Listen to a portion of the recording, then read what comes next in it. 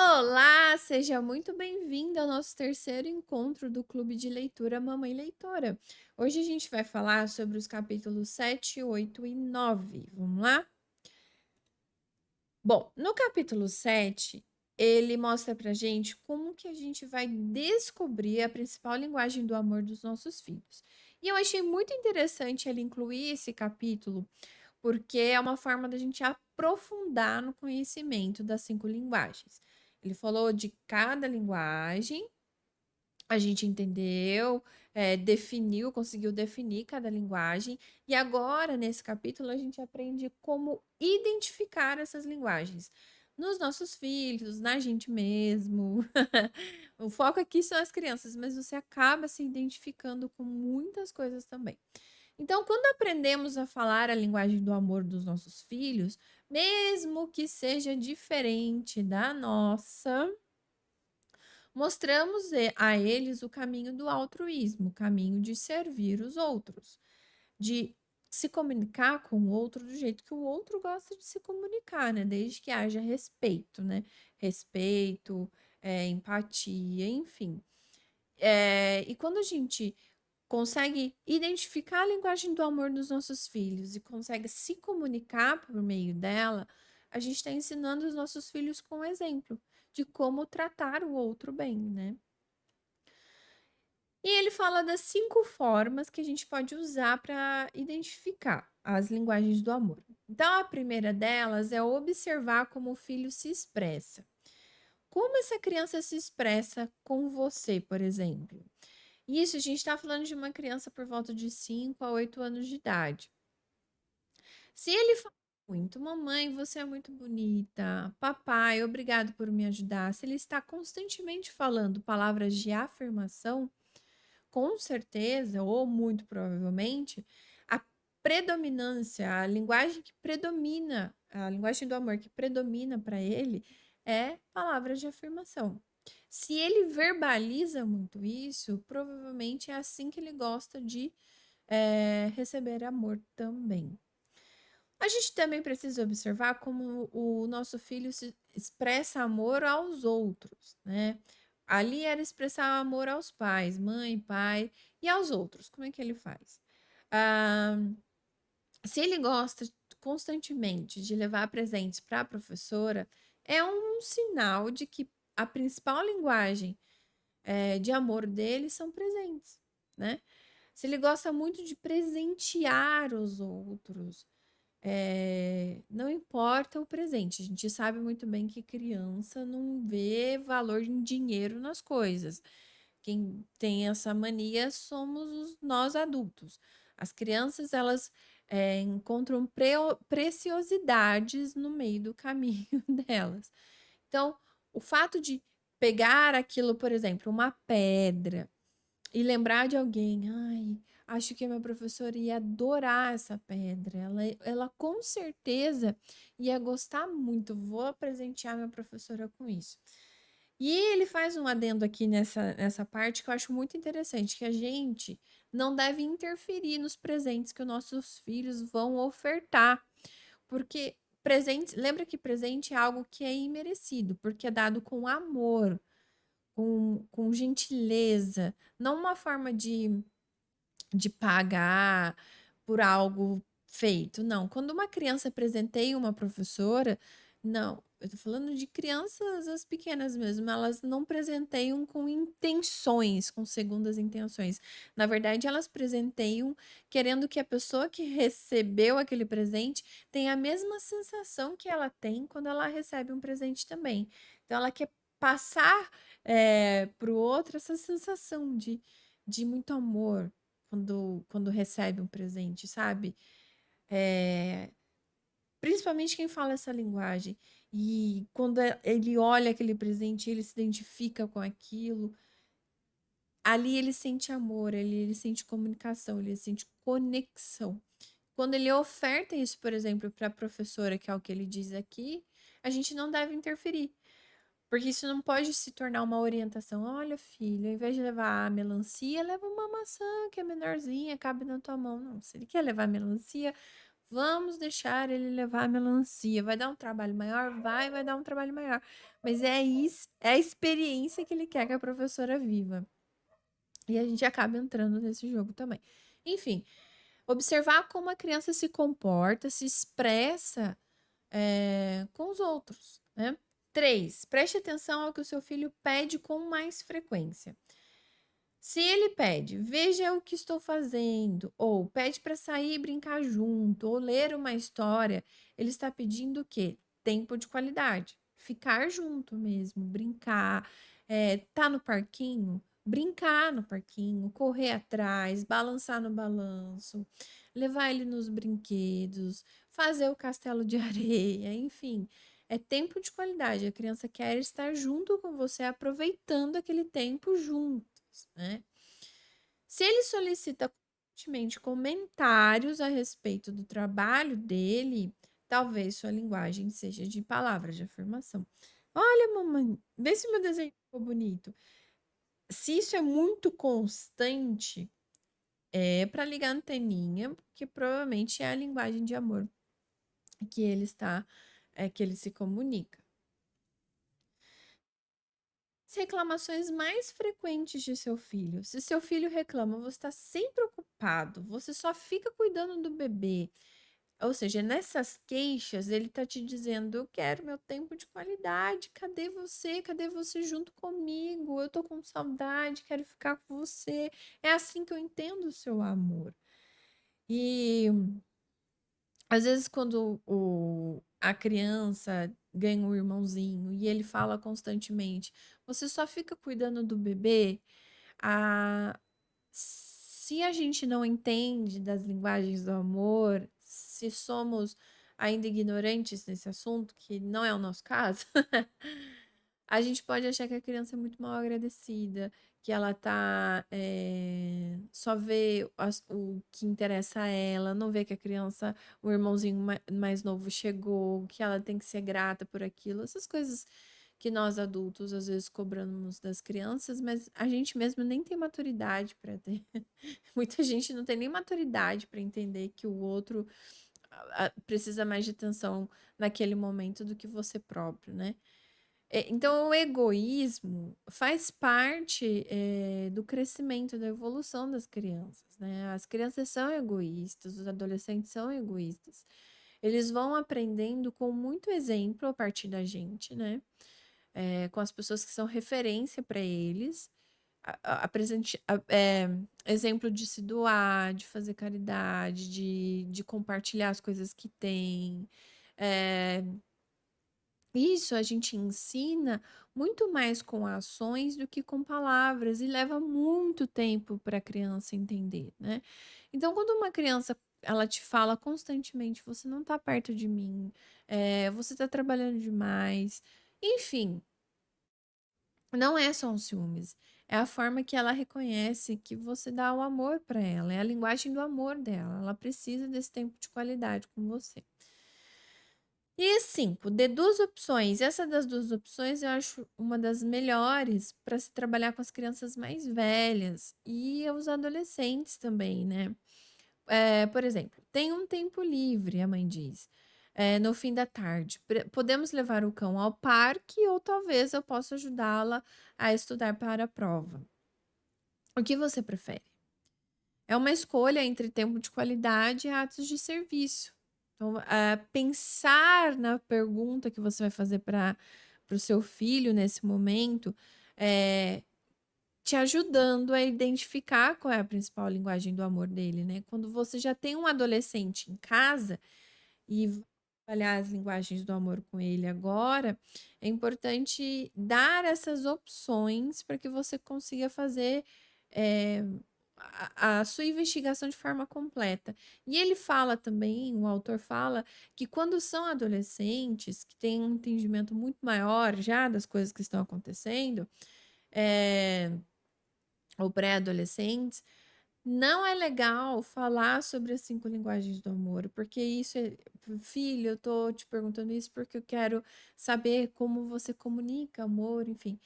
Não é legal falar isso pro filho, porque isso pode virar moeda de troca depois. de suborno. Nossa, uma infinidade. Ele pode usar a linguagem do amor para se comunicar com você, para ter algum benefício depois. Então, ele até dá uma justificativa lá. Se o adolescente, seu filho adolescente te perguntar, mas por que você está me fazendo tantas perguntas? Qual é o seu objetivo nisso? É falar, filho, eu tô tentando ter um melhor relacionamento, a família, nós, né, termos um melhor relacionamento, a gente se identificar mais, a gente ficar mais juntos. Eu quero ver o que você mais gosta no momento para te ajudar no futuro, enfim. Ele dá uma resposta bem melhor do que essa que eu dei agora. O que eu acho bem legal a gente usar quando tem filhos maiores, né? Partindo para o capítulo 8, a disciplina e as linguagens do amor, né? A disciplina implica a tarefa longa e vigilante, orientar a criança, desde a infância até a vida adulta. O objetivo é levar a criança a alcançar o nível de maturidade que um dia lhe permitirá atuar na sociedade como um adulto responsável. Disciplinar, educar a criança. Né? E como que a gente pode disciplinar usando as linguagens do amor? E é o que ele fala nesse capítulo. Por que a criança se comporta mal? Né? Muitas das vezes a gente fica perguntando, mas o que que eu fiz? Por que que esse comportamento está tão predominante? A resposta de milhões. Tanque de amor vazio. Tudo, gente. A comunicação toda que a gente tem com os nossos filhos, eu acho que a definição maior do livro, é que o livro está aqui do meu lado, ah, é, tá nas linguagens do amor. De saber comunicar amor, de saber reconhecer o amor, de saber entender como o outro se expressa. Tudo.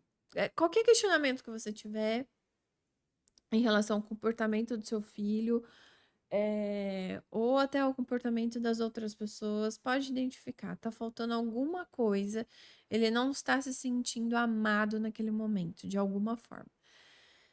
Então, tem umas perguntas que a gente pode fazer quando a gente está nesses momentos mais difíceis. Por exemplo, de que meu filho necessita quando se comporta mal? Pensar mesmo, refletir.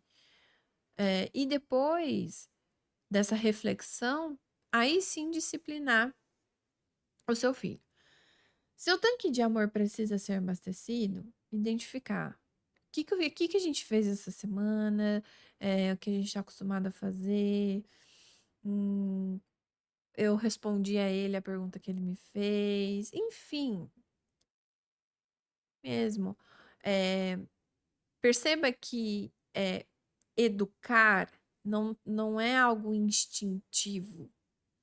Não se usa o instinto para educar, né? Isso eu aprendi ao longo da minha vida como mãe. E esse livro diz muito isso também.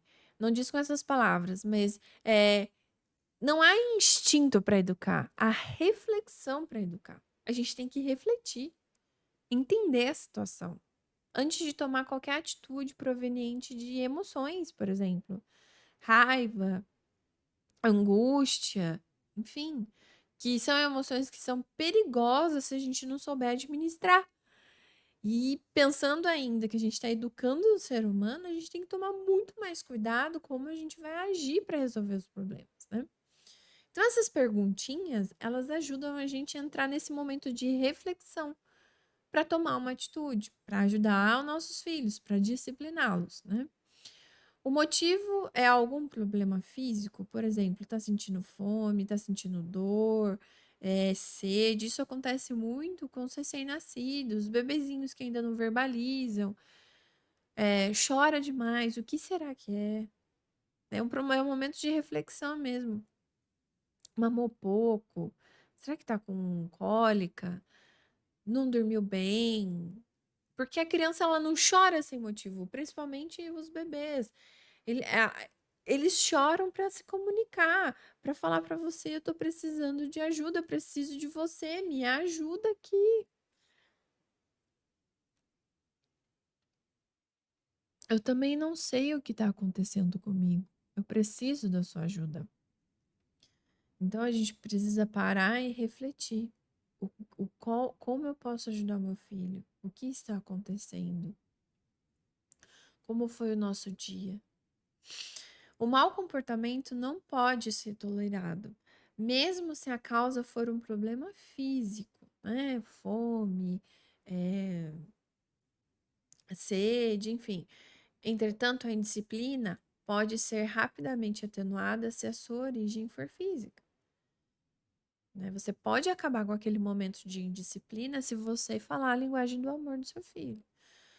Filho, eu entendo que você agora está estressado porque machucou seu pé. Eu entendo, filho. Dói, fica latejando. Pode ser que fique doendo ainda por mais tempo. Mas, filho, isso não te dá o direito de gritar comigo ou de bater no seu irmão mais novo. Você precisa respirar, pedir ajuda. Me peça ajuda, eu vou até você, eu te ajudo, a gente passa um remédio. Enfim, mostrar para a criança que a atitude que ela teve não é legal e que tem outras formas de resolver o problema. Não precisa gritar pela casa inteira ou bater em alguém que apareceu na frente dela.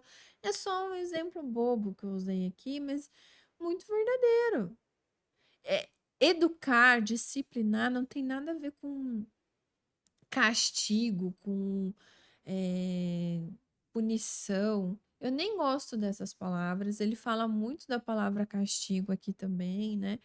Não é um método de disciplina que deve ser usado. Ele fala que é um método que causa mais problema do que realmente auxilia. E eu tenho também comigo essa questão. Castigo não ensina ninguém, punir não ensina ninguém.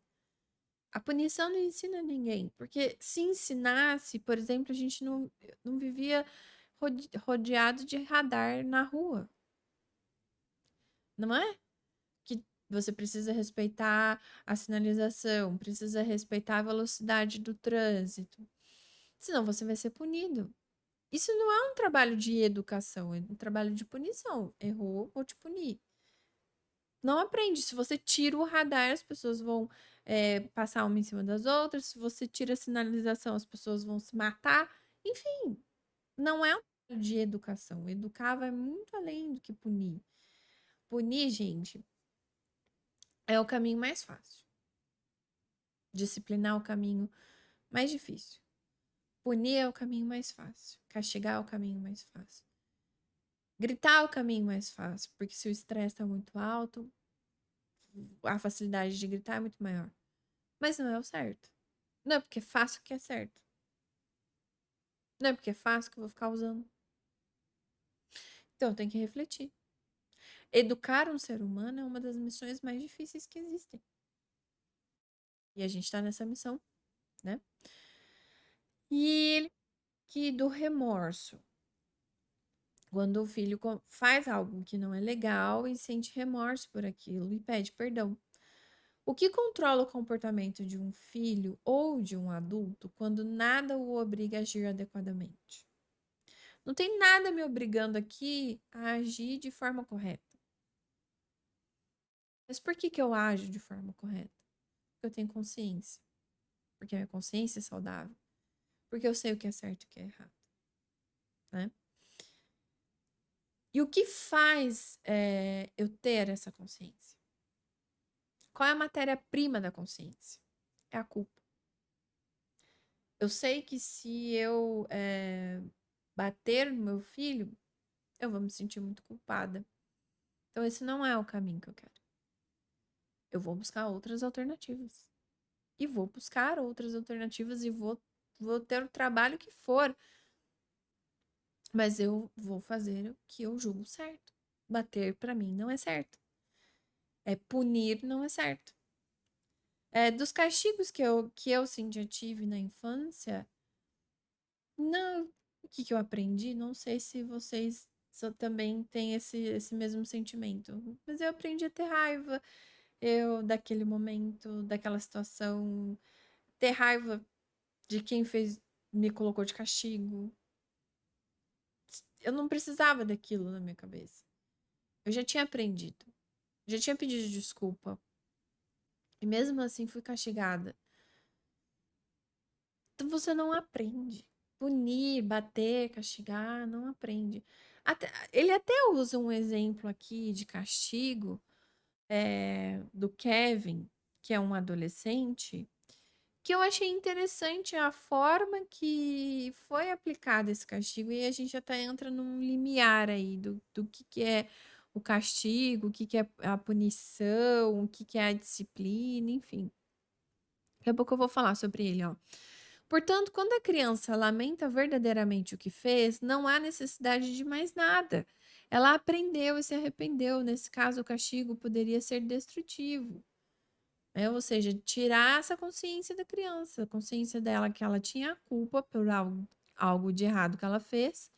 Mas se ela ainda assim pediu desculpas, se sentiu mal por aquilo que fez, se sentiu culpada por aquilo que fez, e mesmo assim ela é castigada, a consciência dela é contaminada. A sensação do que é certo e errado, na visão dela, vai sendo contaminada. E se isso é recorrente, a noção de responsabilidade cai por terra, de amadurecimento emocional cai por terra. Então, o castigo é muito perigoso. Perigosíssimo. É necessário um pouco de culpa para o desenvolvimento de uma consciência saudável. E o que elimina a culpa, deixando a consciência limpa? O castigo. Eu já paguei pelo que eu fiz. Aprendi? Não. Pedir desculpa valeu a pena? Não, não valeu a pena, não. Porque ainda assim fui castigado. No entanto, quando castiga a criança depois que ela já se sentiu culpada por seu comportamento, você está impedindo que ela desenvolva uma boa consciência. Em tal situação, em geral, o castigo produz apenas raiva e ressentimento. E é isso mesmo, você leva para a vida inteira. Eu tô lendo agora sobre a ira e raiva, e você leva para a vida inteira. E essa memória, esse ressentimento de algo que você fez e foi castigado, foi punido por aquilo, você constantemente busca isso. Constantemente para resolver algum problema, enfim, acaba descontando em alguém. Como pais, precisamos lembrar constantemente que o propósito da disciplina é corrigir o comportamento e ajudar a criança a desenvolver a autodisciplina. Ou seja, a criança entender que o que ela fez foi errado e que ela não deve fazer de novo. E entender a principal linguagem do amor de seu filho tornará a disciplina muito mais eficiente. Aí, partindo para o capítulo 9, ele fala de aprendizado.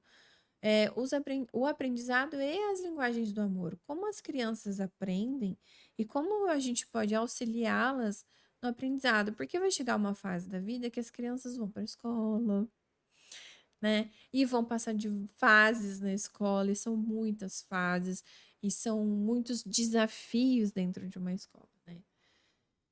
E como é isso para a criança?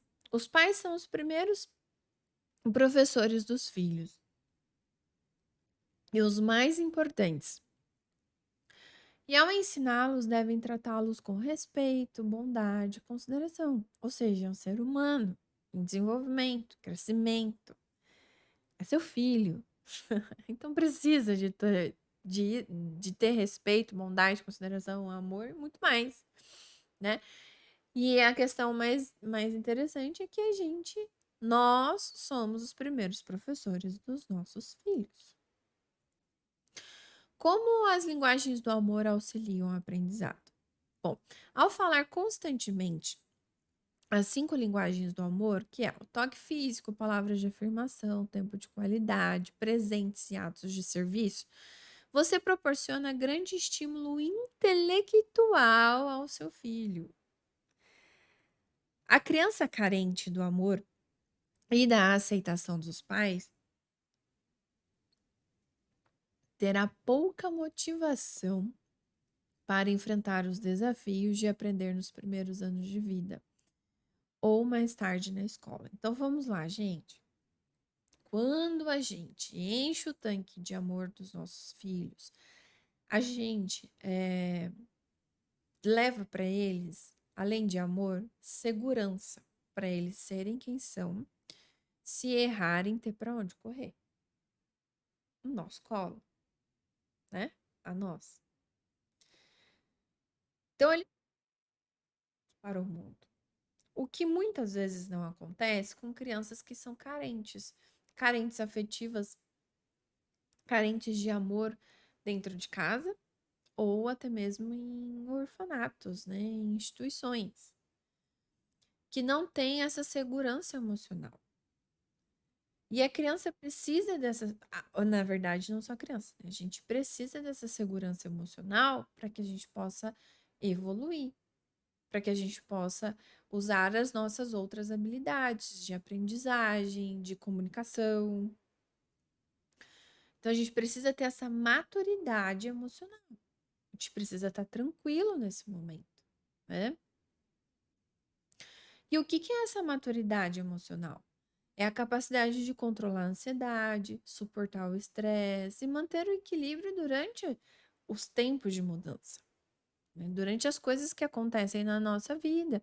Vamos pensar na criança que entra lá na primeira infância, no jardim de infância. Então, é um jeito. Ensino fundamental 1 de outro, ensino fundamental 2 diferente. E no ensino médio, então, outra linguagem, outro tipo de comunicação. Se ela tem essa segurança, essa maturidade emocional, ela se sente livre para acessar as outras áreas do conhecimento. Ela se sente tranquila para desenvolver outras áreas do conhecimento, né?